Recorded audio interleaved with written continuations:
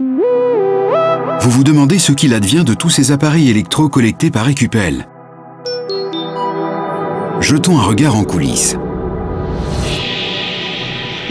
Récupel collecte via les magasins d'électro, centres de réutilisation et parcs à conteneurs des appareils usagés tels que réfrigérateurs, ordinateurs, TV, GSM, machines à laver ou foreuses. Après un premier tri au centre de transbordement basé sur leur potentiel de réutilisation, Récupel les confiera à une entreprise de traitement. Les appareils réutilisables seront par contre confiés au centre de réutilisation. Les appareils usagés sont définitivement retirés de la circulation selon leur nature, autrement dit en fonction de la fraction à laquelle ils appartiennent.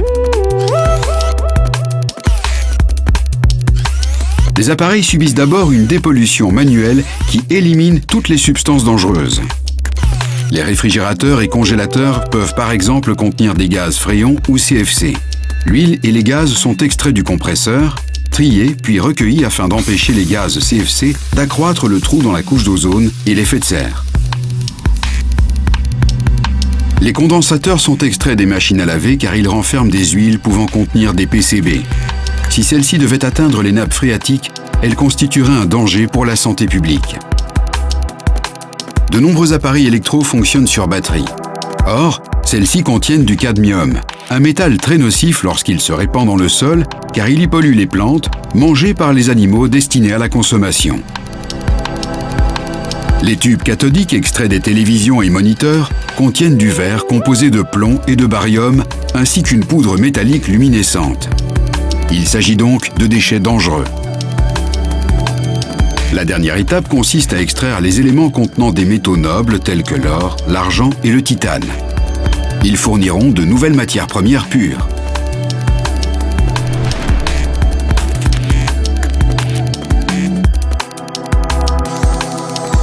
Les appareils sont ensuite traités et triés mécaniquement.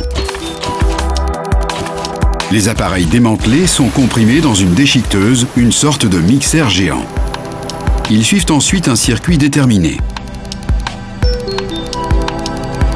Des aimants puissants séparent les métaux ferreux tels que fer et acier des autres éléments.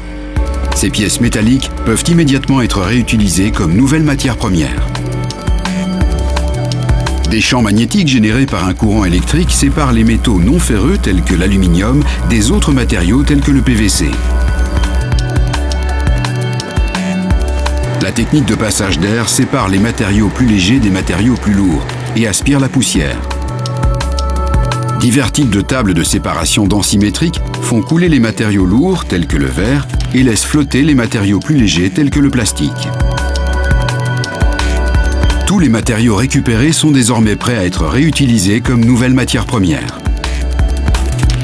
Par exemple, il est bien plus intéressant de récupérer des quantités minimales d'or à partir de déchets électro que d'extraire l'or des mines.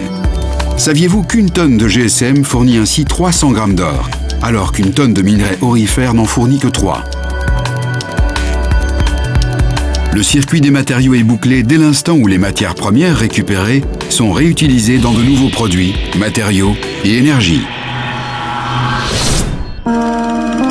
Récupel.